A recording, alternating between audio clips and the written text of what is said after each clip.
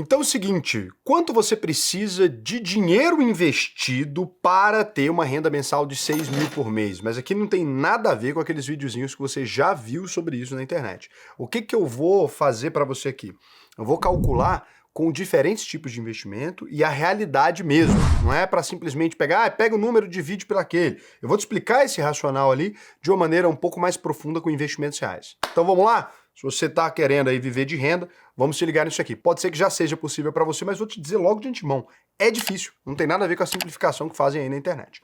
Então, a conta, né, que você precisaria fazer é o seguinte, você vai pegar os 6 mil, que é quanto você está objetivando, pode ser qualquer valor, e multiplicar por 12. A primeira coisa é anualizar. A gente vai chegar num capital necessário depois dessa renda anual. Por quê? Porque tem muita dificuldade de ter investimento que paga por mês mesmo, né? Na pinta certinho ali. Então, 72 mil reais que vai dar, e você teria que dividir esse valor pelo rendimento líquido anual. A palavra líquido aqui já afasta os homens dos meninos, né? Porque é o seguinte, na internet, a maioria das pessoas não considera imposto de renda, e que é um problema gravíssimo, porque na prática, todo investimento que você vai fazer vai incidir imposto de renda ali. A gente até tem um ou outro investimento isento, dependendo das características, mas no geral não. Então, se você tivesse uma renda de 6% ao ano dos seus investimentos, lembrando que ter isso de forma garantida é diferente de ter isso em um ano específico, você precisaria, por exemplo, de 1.200.000 reais. Se você tivesse 8%, você precisaria de 900 mil reais. Se você tivesse 10% ao ano, você precisaria de 720 mil reais. 12% ao ano, você precisaria de 600 mil reais. É essa conta que fazem na internet, né? Agora vamos complexificar ela, ou seja, levar para a realidade, porque o mundo real é sempre mais complexo do que o mundo do YouTube, né? Então vamos lá. Quando a gente fala de uma carteira de ações, e aqui é muito bom, porque esse é o primeiro caminho aqui que a gente pode falar de uma carteira de investimentos, você teria uma vantagem tributária logo de saída. Se eu investir em bons negócios, eu tenho isenção completa do meu rendimento. Como assim, Raul? Investidores de ações pagam imposto sobre dividendos. Sim, mas só pagam depois dos 600 mil reais. Então, se você tem uma empresa pessoal, por exemplo, que tem 300 mil, você poderia, de distribuição de dividendos, né, não de valor, você poderia receber mais 300 mil da bolsa ainda, e você ainda estaria isento. Então, até 50 mil reais por mês de isenção. Lembrando, todas as suas rendas somam para esse valor. Então, se eu tenho um lava-jato, mesma coisa, o lava-jato vai interferir. Se eu tenho uma casa de aluguel, a mesma coisa, a casa de aluguel vai atrapalhar aqui esse investimento, né? Você precisa considerar tudo isso. Então, vamos lá. BBSE, por exemplo, né? Banco do Brasil Seguridade. Você tem aqui os seguros e você teria um dividend yield médio de 12,3%, que a empresa tem aqui esse dividend yield dos últimos 12 meses. Aqui agora a gente tem um outro problema que normalmente é frequentemente explicado errado e ignorado. Então é o seguinte, o que esse dividend yield me diz? E é verdade que ele diz isso. Se eu tivesse investido 100 mil reais 12 meses atrás ao valor atual, o que não é possível, porque uma empresa não ficou igual 12 meses, eu teria recebido, né, 12.300 de dividendos. Agora, o que tem a ver? Significa que a empresa vai gerar o mesmo lucro no ano de 2027, no ano fiscal de 2027? Não. A empresa pode gerar metade dessa distribuição de lucro. Opa, Raul, aí o meu dividend yield então seria a metade. Depende, o dividend yield ia trocar. Você teria o yield on cost, se você estivesse falando de comprar a empresa hoje, de 12,3%, por exemplo. Mas se foi metade, você teria o yield on cost de 6,15%, por exemplo. Então, esse seria o seu yield on cost, ou seja, o dividendo caiu pela metade, né? No preço que você comprou aquela ação, aconteceu isso. Se a ação cair, por exemplo, 50% e o dividendo permanecer igual, o seu dividendo ali, né, ele teria sido de fato de 12,3%, o seu yield on cost, mas o de alguém que fosse comprar naquele período específico seria de 24,6%. Por quê? Porque a pessoa está pagando metade pela empresa e o dividendo foi exatamente igual. Então ele estaria recebendo o dobro de dividendo que você na mesma ação, só porque comprou numa data diferente. É por isso que quando a gente fala de dividend yield, a gente está dizendo que ele é uma premissa, ele é simplesmente uma premissa. O que ele está partindo do pressuposto? A empresa vai gerar mais ou menos o mesmo tanto de lucro no ano que vem que ela gerou nesse ano. Comprando a empresa nesse momento atual, você teria um dividend yield projetado de 12,3%, que é igual ao que se passou nos últimos 12 meses. Quantas vezes isso realmente se repete no mercado? Quase nunca. A empresa distribui o valor exato. Agora, ela vai distribuir um valor muito diferente? Também pode ser que não. No geral, pode ser um pouquinho maior, um pouquinho menor. É um bom parâmetro? É um bom parâmetro. É um parâmetro garantido? Não. Então, a gente precisa considerar isso. Aqui entra JCP, que tem 15% de R na fonte, mas já fica aqui o dividend yield descontado disso. Você nem chega a ver, você não tem que emitir DARF, não tem que fazer nada quando a empresa paga juros sobre capital próprio. Então, com isso em mente, o que eu estou fazendo aqui é dizendo para você, montando uma carteira média de ações com esse dividend yield médio e o cenário se mantendo estável, a gente teria essa realidade. É diferente, né, da simplificação que fazem. Olha, você vai lá, investe X e vai receber X. Não tem a ver, que não tem nada a ver uma coisa com a outra, né? Só que também tem algumas coisas que não te dizem que do seu lado, positivo, por exemplo. Se você coloca as suas ações para alugar, tem uma renda a mais que você pode ter ao longo do ano. Por quê? Porque quem não tem ações e quer operar vendido na bolsa, você não precisa saber nada disso. A única coisa é, alguém pode alugar suas ações e pagar por elas. E você continua recebendo dividendo e continua sendo o dono delas. Então, na mesma forma, você aluga um apartamentozinho, você pode alugar uma ação. Quanto que dá? Muito amplo. Depende da quantidade de pessoas querendo alugar ela. Quanto mais traders negociam aquela ação, mais dinheiro dá. Eu tenho, por exemplo, ativos na minha carteira que rende 1% ao ano a mais. 1% ao ano. Eu já vi ativos num ano específico que rendem até muito mais que isso. Mas também já vi ativo que rende 0,10, 0,15. Então, vai depender, né?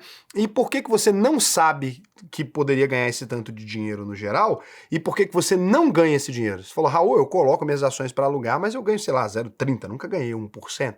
Deixa eu te contar um negócio. A maior parte das corretoras brasileiras, elas pegam 70% de todo o aluguel de ações e te deixa com 30%. Por quê? Porque ela tem o cliente que quer alugar e ela te cobra essa intermediação. É a taxa do eu sei, você nem sabe que dá para ganhar dinheiro, você vai lá e aceita um contrato, ele vai te dar umas moedinhas a mais e você aceita. Como o investidor brasileiro não enxerga esse mercado ainda, a gente acaba, né, com corretoras que enxergam muito bem esse dinheiro, porque melhora muito o ROAS, né, dessas corretoras ali, acaba dando muito dinheiro para elas. Lá na UVP, como a gente tem uma base de alunos que é mais inteligente, etc., que já saca isso, você consegue ficar com 70% do aluguel e a gente com 30%. Esse agente é uma palavra muito forte, porque na verdade eu não fico com nada. Eu passo todo o dinheiro que eu ganho para vocês e quem fica com o dinheiro do aluguel, esses 30%, né, lá desse valor, é o BTG Pactual, que é o parceiro no aluguel, porque eles têm muita gente alugando. A UVP sozinha não tem trader nenhum, a gente nunca teria aluguel de ações, né? Então nada mais justo também. Mas aí você fica com 70%, o BTG com 30% e a UVP com um sorriso no rosto e a alegria de servir bem. Então, se você é aluno, tem aqui, ó, até uma aulinha de como que ativa isso aí, né? Para você ativar lá na sua plataforma de investimento, só das ações que estão com a gente. Se tiver da XP em outro lugar, não consigo, né? Ativar lá para você, mas você pode entrar no chat e tentar negociar. Não vai conseguir, mas pode, né? Então é isso, é um jeito de ganhar mais dinheiro também. E a TAE11, a transmissão energia aqui, ela tem um dividend yield de 8,5%, Isaé, né, transmissão de energia 7,1%, Itube, que é o Itaú, 6,5%, Vivite Telefônica, 5%. Misturando tudo isso aqui, você consegue, né, no Brasil com o Egito, consegue chegar numa média de 7,9% ao ano. Nada mal, né? Uma renda bacana, você consegue ter com ações, e as ações elas têm um fator protetivo que pouca gente fala. Por exemplo, enquanto se eu investir em renda fixa, eu preciso calcular a inflação, em ação eu preciso calcular a inflação? Opa, não. Eu não preciso ter medo da rentabilidade não ser líquida, porque ela vai ser, aqui no exemplo de 6 mil. Eu não preciso me preocupar com a inflação. Raul, mas a inflação não vai corroer os meus lucros da valorização da ação, né? No futuro, a empresa não pode conseguir deixar de pagar o meu dinheiro? Claro que não, meu jovem mancebo. E por que não? Eu vou te explicar. Porque quando você mede a inflação vivida ali, né? Olha, cheguei no supermercado, fui comprar, estava mais caro. Quem reajustou o preço? Reflita. Quem reajustou o preço foram, né, as empresas. Encontrou uma Selic que está mais alta e que por isso a gente tem menos oferta monetária no mercado. Quem é que aumentou os juros? Ah, foram os bancos. Quando você vai pagar energia e tem um adicional na tarifa ali, quem é que recebeu esse valor? Foram as empresas de energia. Então, assim, você tem o reajuste dos valores contratuais. Não é interessante? Então, normalmente uma empresa, ela nunca sofre todo o efeito da inflação. As ações nunca sofrem. De modo que se você pegar um país vivendo uma hiperinflação, uma Argentina ou qualquer outro país desse, o que você vai perceber são ações se reajustando na mesma intensidade. Então, por exemplo, se a hiperinflação foi de 120, você vai pegar o Merval argentino, você vai perceber que ele subiu também 120. Não é interessante? Elas têm um efeito protetivo. Raul, eu não acredito que isso vai acontecer.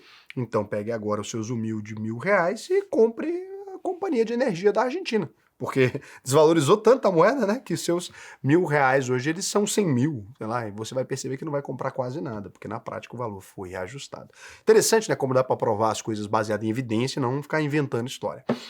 Beleza, então quanto você precisaria? R$910.000 por mês, com uma boa carteira de ações, que eu coloquei até o nome das açõezinhas ali. Não precisa ser essas, na verdade tem ações bem melhores até para você fazer. Só quis dar um exemplo com empresas boas e seguras, que não está envolvido em rolo, empresas históricas. Então, você teria isso. Agora, é importante se lembrar que dividendo não é salário. Empresa previsível também corta dividendo em ano ruim, né? A Engie pagava 7%, caiu para 4% em 2026. Quando a gente vai falar do pagamento, ele pode ser irregular, então às vezes ele é trimestral, às vezes ele é semestral, ou só quando a empresa decidir. O Itaú e o Bradesco pagam todos os meses, mas até na pandemia cortaram, né? E a cota pode oscilar, então seu patrimônio pode cair 30% no ano ruim de bolsa, né? A longo prazo continua sendo legal, mas a curto prazo você pode tomar um baita susto. Então a renda continua, o saldo não. Você poderia comprar mais ações até para ganhar mais dinheiro na alta depois. Mas é importante lembrar de todos esses fatores. Então, não é linear como querem fazer parecer. Outro ponto que a gente tem aqui no Brasil, muito comum de se dizer, o investidor normalmente, quando ele está migrando, né, do mercado real, que ele é mais conservador e ele quer vir para o mercado de investimentos mais líquido, ele vai se identificar na hora com os fundos imobiliários, principalmente os de tijolo. Né? E tem muita gente que explica fundo imobiliário de papel de maneira errada, né? Que na verdade são dívidas, eu já expliquei em outros vídeos, não vou me adentrar aqui, mas toma cuidado com eles. Explica isso de forma errada. Tem fundo imobiliário de tijolo, ou seja, ele é uma empresa que ela compra prédios inteiros, ou compra shoppings inteiros, ou já nasce com eles criados ali dentro, ou desenvolvem eles, e ela aluga aquilo, pega o dinheiro do aluguel, e paga para os investidores. Raul, mas para que eu faria isso em vez de ir lá e comprar um apartamento?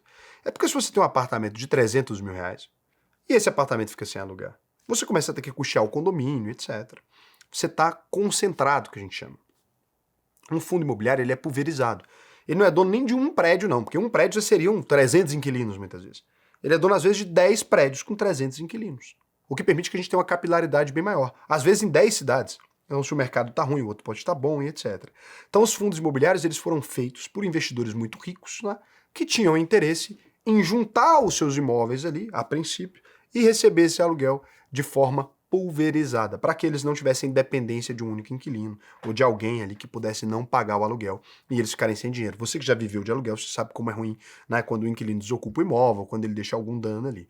E dentro desses fundos imobiliários, você tem administradores profissionais, equipe jurídica, gente que vai analisar os contratos, que vai analisar a capacidade de pagamento desses inquilinos. Então, você tem toda essa gestão feita automaticamente, não por uma imobiliária, realmente por pessoas que trabalham para o fundo. E esses fundos, eles são gigantescos, então eles têm um patrimônio, muitas vezes, de 7 bilhões, 5 bilhões, 4 bilhões de reais em imóveis. Imagina quanto imóvel dá para comprar, né? Então, você vai analisar ali, às vezes tem centenas de imóveis, às vezes tem 200, 300 imóveis ali dentro de um único fundo imobiliário. É loucura. Então, viver de aluguel, obviamente, só que de forma em larga escala. E outro ponto você consegue comprar uma cota muitas vezes com R$100, R$200, então fica bem mais barato. E aí, em vez de comprar um desse fundo imobiliário que tem centenas de imóveis, eu posso comprar 5. E aí eu tenho milhares de imóveis dentro de uma carteira de imóveis aqui. Esse é o ponto bom, essa parte que você já sabe, que todo mundo já te contou. Agora, a cota do fundo imobiliário, para o terror do investidor iniciante, ela é negociada em bolsa de valores. O que significa? Se amanhã um doido acordou, né? Você comprou hoje a cota por 120, um doido acorda que quer vender a dele por 110, na hora que você abrir e olhar lá, sua cota não mudou nada, mas vai estar avaliada em 110. Isso aqui, para você pôr na cabeça de alguém que nunca sabia quanto que a casa estava valendo, é difícil. Porque a pessoa fala, não, eu nunca perdi dinheiro com imóvel na vida. Mas não perdeu em que circunstância? É assim, não, eu coloquei meu imóvel para vender por R$500.000 e demorou 3 anos para vender. meu lindo, a inflação corroeu 15% do valor do imóvel.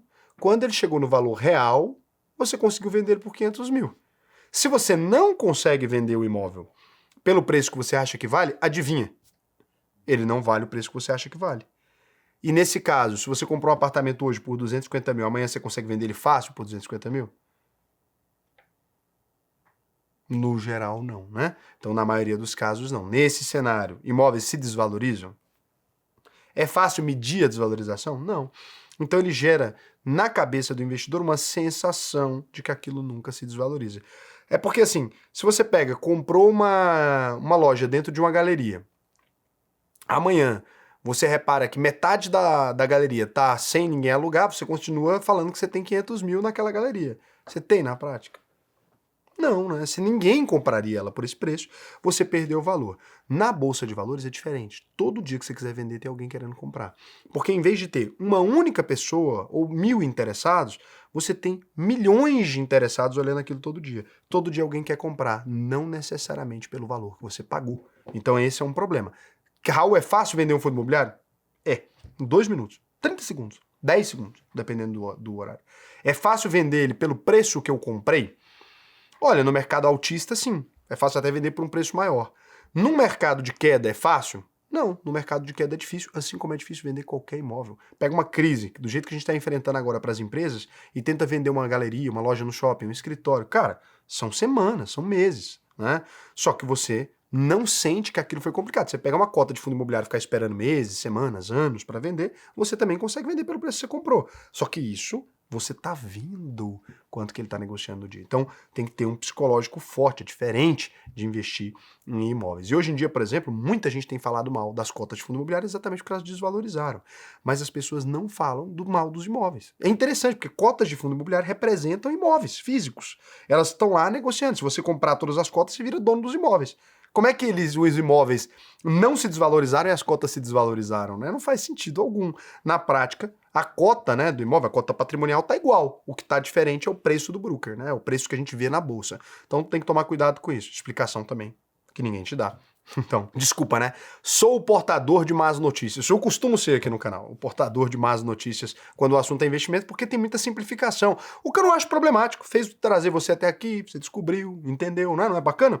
Então, aqui, alguns fundos imobiliários, peguei só os mais clássicos, assim, ó, peso pesado, aquelas coisas que num cenário de crise se desvaloriza menos, tá tudo alugadinho, tudo bonitinho, gerando renda. E que tá num bom momento, hein? HGLG, né, um fundo de logística, aluga lojas ali para empresas de varejo, Amazon, etc. Tem vários clientes, você pode ver a carteira de clientes. Tem um site que chama analytica.alvp e você consegue ver, né, quais são os imóveis, como é que eles estão, o estado, tudo você consegue analisar. Tá? Quiser ir lá na frente do imóvel, você pode. Entrar, não pode.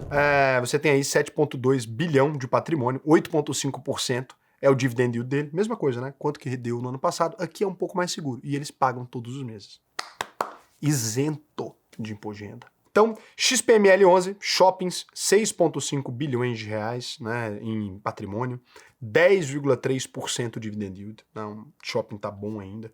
BTLG Logística também, né, 5,5 bilhões de patrimônio, 9,2% dividend yield. XPLG Logística, 5,4 bilhões, 10,1% de dividend yield. KNR11, híbrido de tijolo, 4,6 bilhões de reais também, 7,8% de dividend yield. Ou seja, 9,2% está com rentabilidade maior que as ações, Raul. Sim, preço deles caiu e eles mantiveram o aluguel. Então, na prática, como as pessoas estavam pagando, por exemplo, R$100 por cota, elas começaram a pagar agora R$90 por cota. Desvalorizou. Quem investiu em fundo imobiliário nos últimos 24 meses perdeu dinheiro. Não, se desvalorizou a cota, é isso que eu estou dizendo. Se ele não vender agora, essas cotas eventualmente, quando a taxa de juros abaixar, elas vão se recuperar. Mas no momento atual, eles estão abrindo lá aquela história que eu expliquei. Você abre no broker, todo dia tem alguém oferecendo dinheiro. Você precisa aceitar? Não, você pode ficar só com o seu dividendo, né? Comprar mais, etc. Viver normal. 9,2%. Se você montasse uma carteira baseada no yield, você ia precisar de R$780 mil, né? Para gerar esses 6 mil por mês aí. Com 9,2%, também não tem motivo para se preocupar com a inflação. Os fundos imobiliários, eles são imóveis, imóveis têm uma proteção natural contra a inflação, é o preço do patrimônio. Ah, Raul, duvido. Pega uma casa 20 anos atrás, vai lá e tenta comprar ela com o dinheiro que você pagava. Não dá. Por quê? Porque tem uma proteção natural contra a inflação. São coisas que a gente percebe que o preço aumentou, né? Você vai na cidade, sai andando, você percebe que o preço aumentou. Ainda com crise. Ah, não, durante o ciclo da crise, o imóvel cai de preço. Sim, mas assim que passa, ele reajusta, não é isso? Então, assim, normalmente as pessoas vão dizer que os fundos imobiliários são um caminho mais barato, renda mensal isenta, aluguel que reajusta pela inflação e tudo mais. Mas eles também dão muito medo ao investidor. Tem que tomar cuidado, porque quando cai a cota, o investidor conservador, ele assusta. Então, galpão e shopping é o melhor, nada de CRI, papel paga mais sempre, né? Taxa de juros alta, 14%, mas quando cai, o provento cai junto. Quando o credor não paga, é latada. Aqui não, o aluguel, o inquilino não pagou, você expulsa ele e vida que segue. Então toma cuidado com o fundo imobiliário de papel. Não é que é ruim, mas não recomendo para quem está começando, fazendo análise. Então, vacância, né? Você tem que prestar atenção aí também num quesito que pouca gente fala. Vacância, por exemplo, eu tinha 95% dos imóveis alugados, caiu para 90%, perdeu 5% do dinheiro. Os imóveis estão lá, mas perdeu o inquilino, né?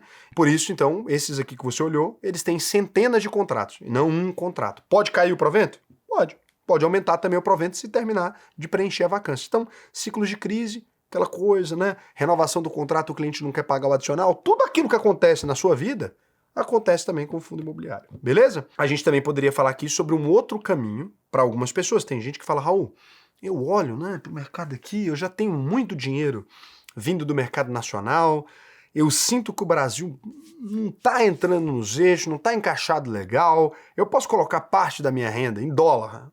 Ah, beleza, eu quero montar um negócio de ação brasileira e tal, mas eu queria uma renda em dólar.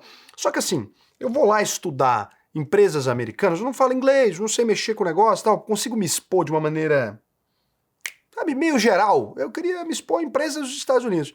Tem como, no Brasil também tem como, mas lá fora é mais fácil porque lá fora o dividendo já é tributado, né? Aqui no Brasil o dividendo das empresas ele é isento, mas dos ETFs é tributado. Então lá fora você consegue montar essa cestinha de empresas. Então alguém cria tipo um fundo imobiliário com um monte de empresa dentro, um ETF, você compra ali $100, $50, você cria uma conta internacional, offshore mesmo, dá para abrir conta aqui via Brasil, tá? É possível, a gente ajuda nisso, não precisa pensar nisso agora. Tem diversas empresas que fazem isso também, Avenue, Nomad, BTG, XP, Banco Inter, né? Todo mundo faz, tá? Hoje em dia é fácil abrir uma conta offshore, não tem mais aquele cenário que tinha antes, era coisa de político, se eu ouvia falar offshore era coisa de político. Meu dinheiro em águas internacionais, é fácil controlar, fica tranquilo. É sisteminha igual a todos os outros. Então, você poderia comprar aqui o SCHD, 100 ações de dividendos crescente, né? Só que olha lá, o dividend yield, olha tanto que é diferente. Em dólar, 3,3%. Empresas já muito mais maduras, preço de mercado muito maior. Ou seja, se você compra essas ações lá fora, você vai ter um dividend yield menor, né? É mais seguro? É, mas você vai ter um dividend yield menor. Empresas maiores, né? 10 vezes maiores, 100 vezes maiores. Então, o VIM, né? O VYM, 400 ações de alto dividendo também, 2,4% de dividend yield. DGRO, ações que sobem o dividendo aí, né? Que estão crescendo o dividendo, 2,2%. O VIG, 10 anos seguidos de aumento de dividendos, 1,7%. HDV, 75 empresas de alto dividendo, 3,3%. Então aqui você poderia fazer uma análise, escolher um deles, ou montar uma carteira com vários outros ETFs, aqui é só para fins ilustrativos, e você poderia ter aí 2,6% em média, né? Ou 3,3%, etc. E já é uma média, porque já tem 100 empresas, 400 empresas. Você não precisaria escolher 5 deles, poderia ser um só, né? Escolher o que mais paga. E assim você consegue garantir dividendo de empresa tradicional, esse yield é em dólar antes do imposto americano. Então você teria que extrair o imposto americano aí. Então nesse cenário, para ter uma rentabilidade aí de 2,6% bruta, você ia investir lá, você ia ter aí um IR de 30% nos Estados Unidos, 1,8% fica líquido. Ou seja, eu precisaria de $780 mil ali, mais ou menos 4 milhões, com dólar a R$ 5,15, para conseguir essa renda de 6 mil. 4 milhões para conseguir uma renda de 6 mil reais, né? Mas é porque eu estou considerando aqui o recebimento em dólar. Se o dólar estourar para cima também, você tá tranquilo, não é isso? Agora, se o dólar cair também, você tá lascado. Por isso tem que equilibrar. Tem gente que fala, vou investir tudo em dólar. Tá vendo que não é também uma maravilha, né? Aquela coisa linda. Investir nos Estados Unidos é super bom, é super bacana. Sim, é super bom, mas é 1,8% líquido de dividendo nas empresas que pagam muito dividendo por lá. Tudo no mundo, gente, tem preço. Segurança no mercado financeiro tem preço. Investir nos Estados Unidos é mais seguro ou menos seguro que no Brasil? Mais seguro. Então, prêmio de risco. Tá aí. Aprendeu, né? Não é bom? Você vai aprendendo. Então, 5 vezes o capital dos fundos imobiliários que você precisaria. O dividendo americano é baixíssimo por natureza. Empresa boa lá, por conta desse imposto sobre dividendo alto, ela recompra a própria ação, cresce, você vai ter uma cota que valoriza mais, mas não necessariamente você gera renda. Poderia efetuar uma venda, né, mas aí vai ter que calcular, poderia efetuar uma venda para poder viver desses dividendos aí. Então o que você está comprando é moeda forte. Renda em dólar é isso, né? Proteger o patrimônio real, não tem preocupação com inflação, não tem preocupação cambial, não tem preocupação com nada, mas precisa de muito dinheiro para gerar uma renda legal, né? O cara aí, para ter uma grana bacana nos Estados Unidos de dividendo, ele tem que ter a bala, não é qualquer um não.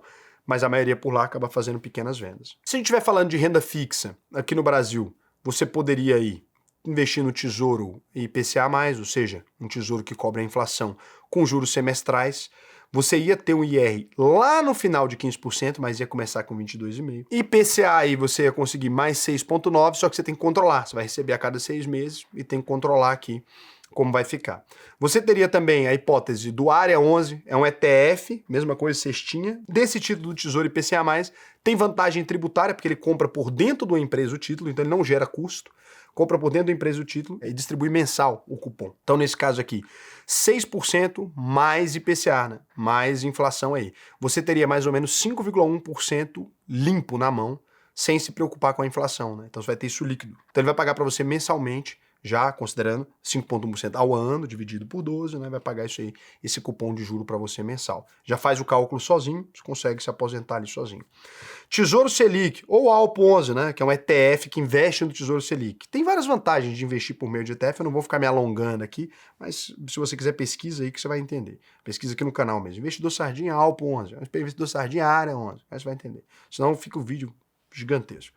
Então, 14%, quando você vai olhar o líquido, né, tem IR 11,9%. LCI, LCA é isento, então você ficaria com 12,6% líquido aí, por exemplo, 90% CDI, que é a média.